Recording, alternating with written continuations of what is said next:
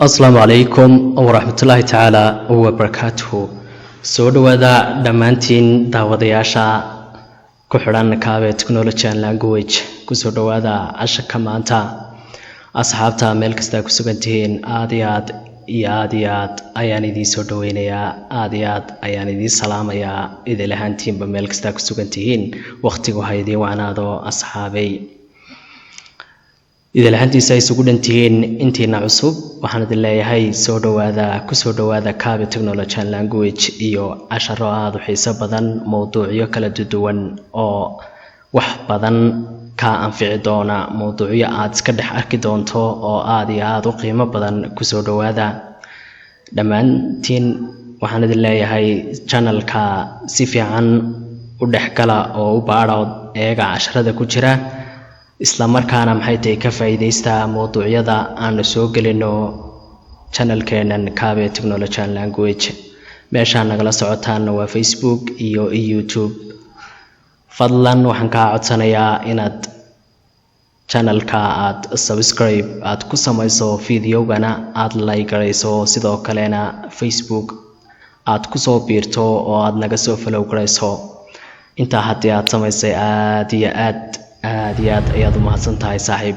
mahadsanid ayaan ku leeyahay okay cashkeenan caawa intaanan bilaabin waxaan rabaa inaad like badan aad ku samayso mowduuceenani waa mowduuca 83aad topic mowduuc abood ku saabsan laziness caajisnimada ama caajiska waxa la yiraahdo ayaan rabnaa caawa mowduuceenan inaan ku qaadano mowduucan aad iyo aad ayuu xiiso badan yahay ku soo dhawaada marka haddaad caajis aad iska dareemayso ama caajisoole aad tahay insha Allah markaad cashkan dhageysato insha Allah inaad iska joojiso ayaan ka rajeynayaa si aad mustaqbalkaaga ayhiisa aad uga taliso si aad go'aamada adag aad u qaadato caajisnimada ayaa ka koowa wax walba inaad marka hore aadiyada iska suubiso oo aad soo joojiso waa mahadsantihiin dhammaantiin mowduuceenani wuxuu ku saabsan yahay lesson 83 topic mowduuc abood ku saabsan laziness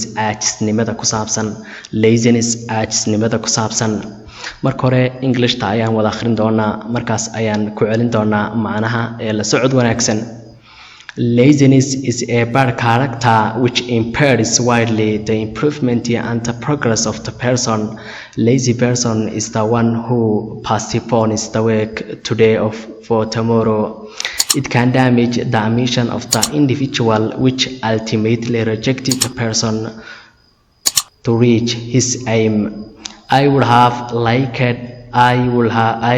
liked to glance at the lazy students who fizzle out their educational stance and make no promotion. It's seen a lot of so-called pupils who are in a studying process but come over them laziness and reluctancy. The instructor disoriented like these issues, and therefore laziness can be pinpointed as it is an enigmatic matter which can obstruct the learner or everyone not reach his or her desired purpose. So everyone is inevitable to grasp the way laziness would be tackled. However, it was made scrutiny that slothful ones can't reach what they wish due to their laziness. Thus, know if you are a slacker that this action can obligate you to complete your queues. Therefore, it is better to seize it. If you do so, you can get complete erudition. Okay, sida soo wada akhrinay ama ka fahanteen cashkeenani wuxuu ku saabsan yahay laziness caajisnimada haddana waan macnaynaynaa ee la socod wanaagsan laziness caajisnimadu is a bad character waa dabeecad xun which impairs taasoo u carqaladaysa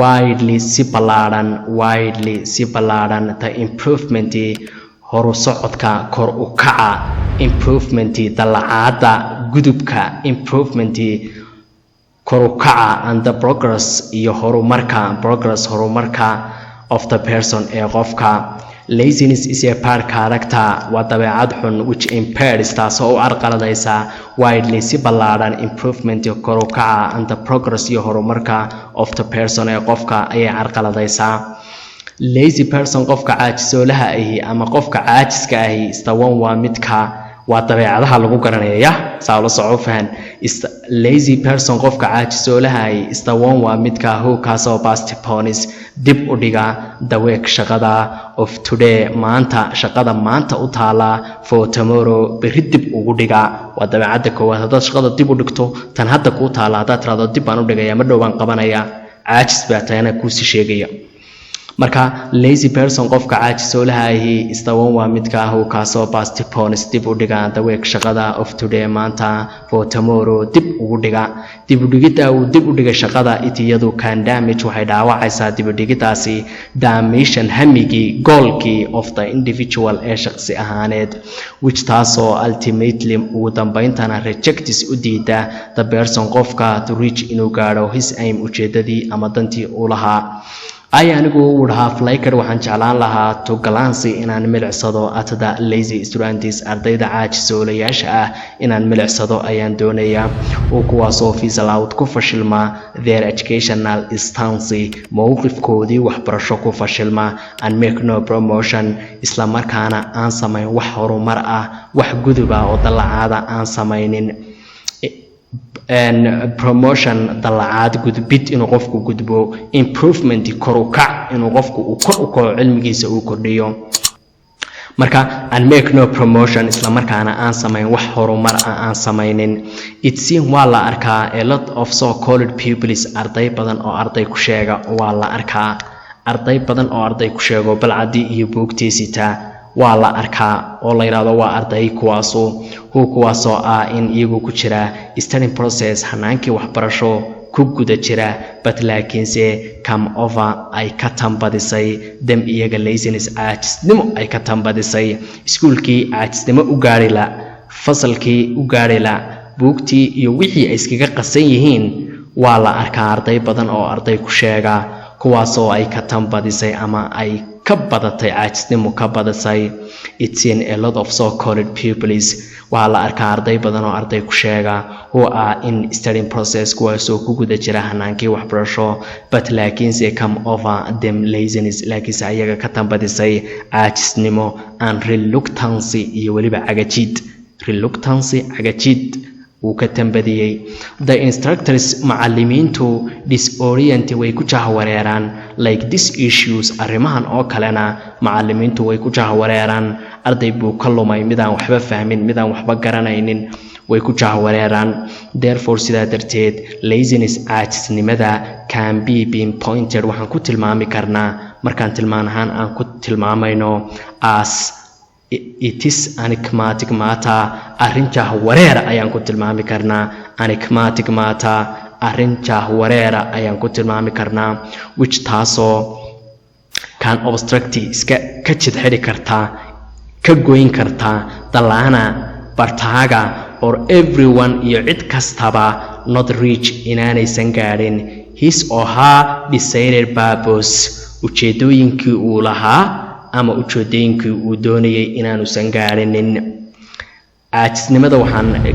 laziness caajisnimada can be pinpointed waxaan ku tilmaami karnaa as an enigmatic matter inay tahay arrin jahwareera which taasoo can obstruct ka jidxidhaysa dalaana qofka waxbarta ka jidxidhaysa or ama everyone cid walba ka jidxidhaysa not reach inaanu gaadhin his or her desired purpose ujeedooyinkii uu rabay iyo ujeedooyinka uu rabo danta uu leeyahay inaanusan qofkaasi aanu gaadhin ayay ka jidxidhaysaa soo sidaa darteed everyone qof kasta ama cid kasta is inevitable la iskama hor istaagayo lagama joojinayo to grasp inuu fahmo the way habka the laziness ee caajisnimada would be tackled uu isagu isaga joojin lahaa uu isagu isaga xidhi lahaa tackled uu isaga moosi lahaa isaga xidhi lahaa isaga joojin lahaa however si kastaba ha ahaatee it was made waxa la sameeyey iskaraatini cilmi baaris dheer ayaa la sameeyey baaris xeel dheer ayaa la sameeyey that is lossful ones inaanaysan kuwa caajisoolayaasha ahi ereyga slothful, laziness iyo slacker way isku wada macnay waa caajisnimo weeye. waxaa la sameeyay cilmi baaris aad u dheer that slothful ones inaanay kuwa caajisoolayaasha ahi can't reach aanay gaari karin what they wish waxay iyagu doonayaan ama waxay rajeynayaan inaanay gaari karin ayaa lagu ogaaday. due to maxaa sabab oo ay u gaari waayeen their laziness iyaga caajisnimadooda ayay u gaari waayeen.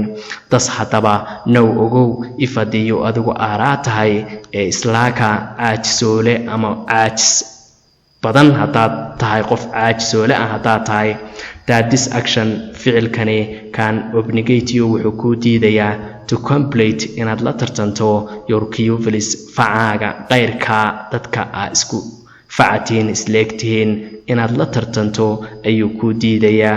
ereyga complete imika dhammayniguma jiro laakiin wuxuu ugu jiraa la tartamid ayuu ugu jiraa.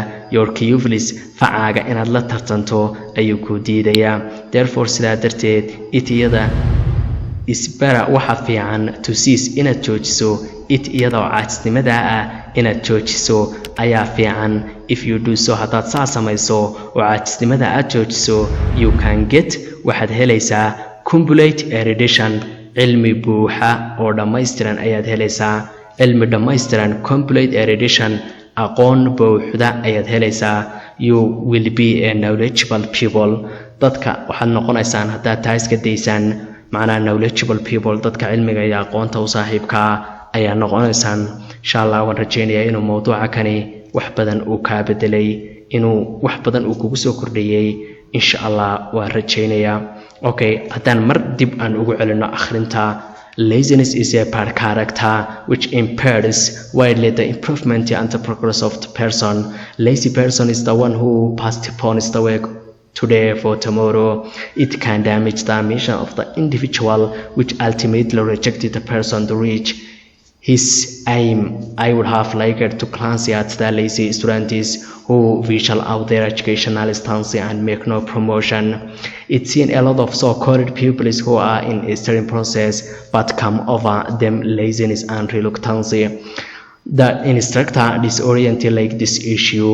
Therefore, laziness can be pinpointed as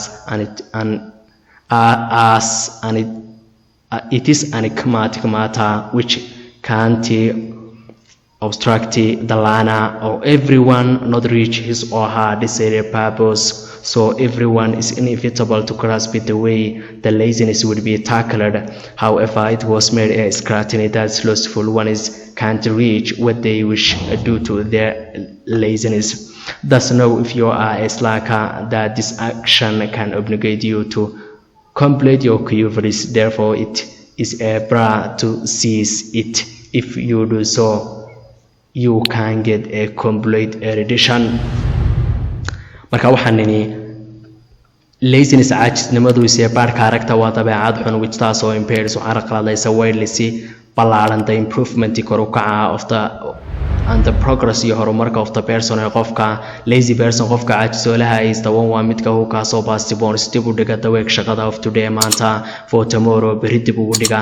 it can damage iyadu waxay dhaawacaysaa dimension hamiga of the individual ee shaqsi ahaaneed which taasoo ultimately ugu dambeyntii reject u diida the person qofka to reach inuu gaadho hisayn ujeedadiisa. I would have liked anigu waxaan jeclaan lahaa to glance inaan milicsado at lazy students ardayda caajisoolayaasha ah kuwaasoo fiisal out ku fashilmay their educational stance mowqifkoodii waxbarasho and make no promotion isla markaana aan samaynin wax guduba aan samaynin halkoodii bay taagan yihiin wax isbedela ma samaynin. 2023 baa la maraya haddana weli luqadii way ku adag tahay mowduucyadii si fiican uma dhageysanayo oo jaaniskaaba uma hayo wuxuu leeyahay caajisnimo aawadeed ayaan waxba samaynaynin. mowduucan hadda uu dhageysanayo baanu lay garaynaynin oo uu ka caajisayaa ama in yaroo xaasidnimo ayaa ku jirta ama cilado kale ku jira. waxaasoo dhan ilaa aad ka saarto waxa weeyaan promotion ma samayn karaysid.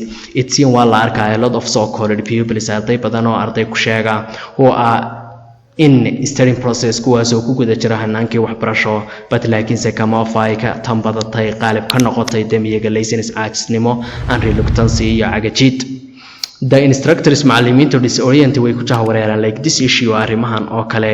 Therefore sidaa darteed laziness caajisnimada can be pinpointed waxaan ku tilmaami karnaa as it is enigmatic matter inay tahay arrin jahwareera which taasoo can obstruct ka jidxidhaysa ama iska hor istaagaysa dalaanaga qofka wax barta or everyone ama cid kasta not reaching aanu gaadhin his or her desired purpose ujeedooyinka ay doorbidayso ama uu doorbidayo ama uu doonayo inaanaysan gaadhin. So sidaa darteed everyone cidna is inevitable looma diidayo loogama hor istaagayo oo looma diidayo to grasp inuu fahmo the way habka laziness caajisnimada will be taa kale uu ku joojin lahaa cidna u diidi mayso.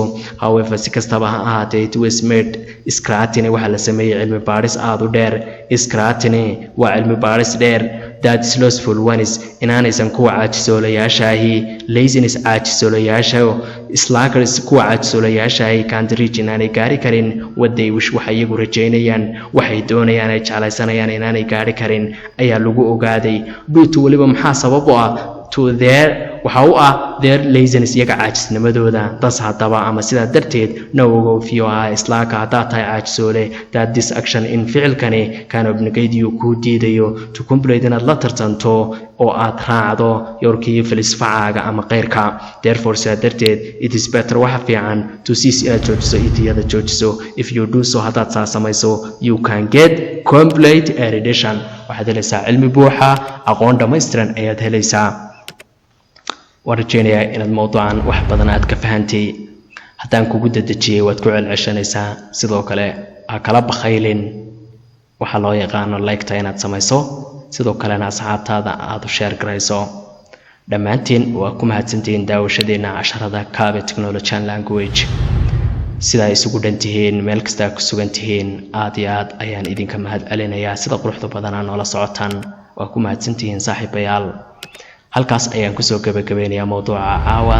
magacaygu waa Sharmaarke. intaan mowduuca xiga aan ku kulmi doono waxaan idinkaga tegayaa salaanta islaamka. assalaamu calaykum waraxmatullaahi tacaala wabarakaatuhu.